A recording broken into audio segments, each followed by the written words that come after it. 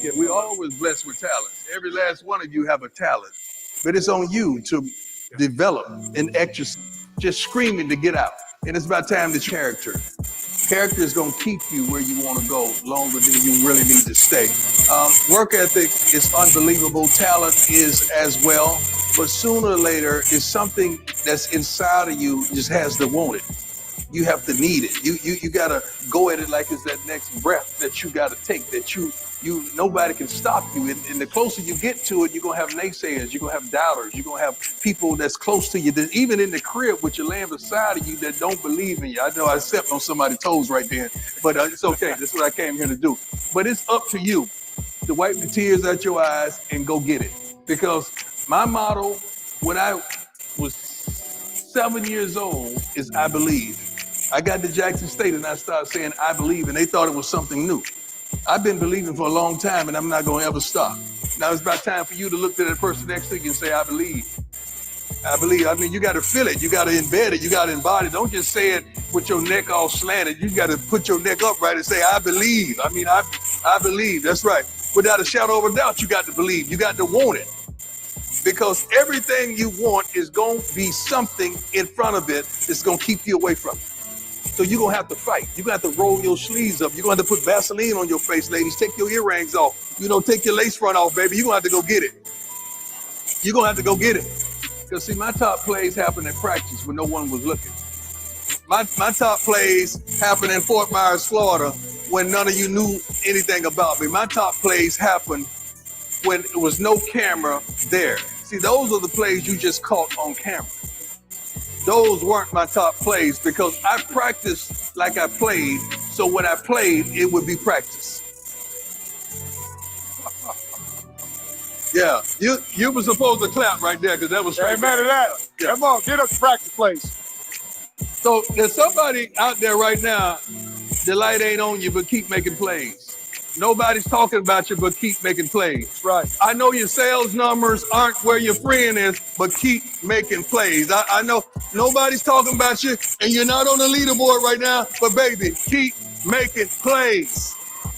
I don't know what selfish is when you're playing a team sport. But even at a team sport, it was my stats, my thing. No, it wasn't about me, but the better I did, the better we were. So you could see it as selfishness, you could see it as braggadocious, you could see it as individualism, but the better you are, the better it's gonna be for your company, the better it's gonna be for your team, the better it's gonna be for your family, the better it's gonna be for your kids, the better it's gonna be for your siblings. So you got to do your thing. I love team, but in the middle of Dion, there's an I. In the middle of the win, there's an I. In the middle of Prime, there's an I. So I knew I had to do my job to make it easy for everybody else. Somebody made a mistake and slipped me a piece of paper and told me how much the defensive backs made at that point in time. That was like in the early 80s. I wasn't happy about that because defensive backs at that time were one of the lowest paid positions. Yep. And I said, I got to do something about that.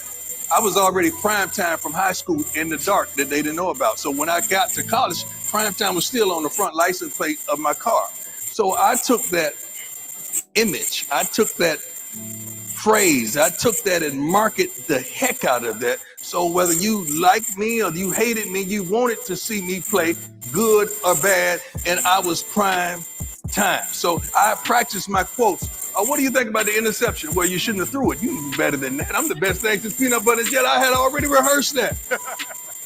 I had already rehearsed that in the dark. What do you think about that punt return? I told him not to kick to me. You'll be better off going for it on fourth down. I had already rehearsed these quotes because I believe. We're going back to I believe. I believed in me so much. I knew I was going to make the play, but I just needed a package of markability to put myself up there where no one was. And guess what?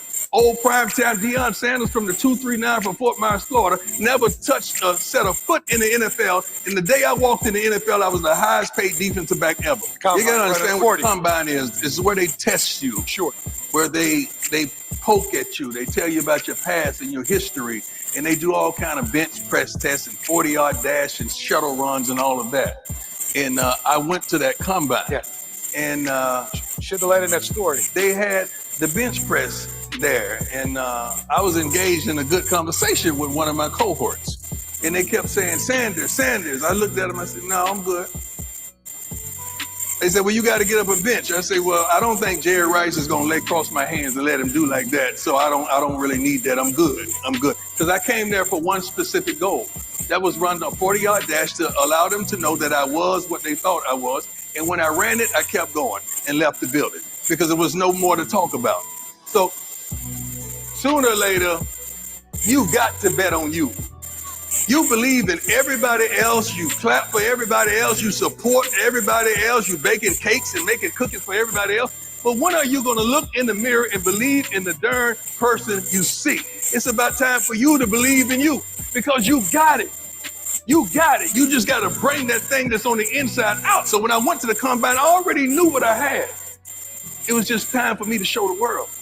And that's what I did. Did you even look back to see what your time was? I didn't have to. Because sometimes in life, you know that you know. You don't have to look back and see what your sales are because you know what you know. You don't have to look back and see what your engagements are because you know what you know. You don't have to look back and see how effective you were because you know what you know. Sometimes you got to know what you know. They're going to call it cockiness. They're going to call it arrogance, but you're going to call it confidence. Because I don't want my confidence to, I'm going to say something and I want you to hold on to it, all right? Get your cameras ready because this is game. Do not allow my confidence to affect. If I could get up and dance, I would dance right now. If I could get up and shout, I would shout right now. Do not allow my confidence to offend your insecurity because I dress like I dress because I'm confident. I look like I look because he's confident. We walk like we walk because we're confident. I don't even use cologne. Now, somebody asked me, what is that you're wearing? I said, confidence. Different levels of understanding. Professional kids are getting a check. Okay, they're young men. They're men. Most of them are pretty much boys with a lot of money. Okay, the college kids still want it. They still aspiring to go get it. You got a few knuckleheads that think they're already there, but I know how to humble them and bring them back to course. And the high school kids, they're really hungry and they're thirsty. So they're trying to get to the next level, And the father of the person that's being recruited and being coached. So that gives me a tremendous competitive advantage. And see, first of all, you all lies that you treat your kids the same and you love them all the same. That's a lie. I got rankings. I rank my kids all the time. I'm 5.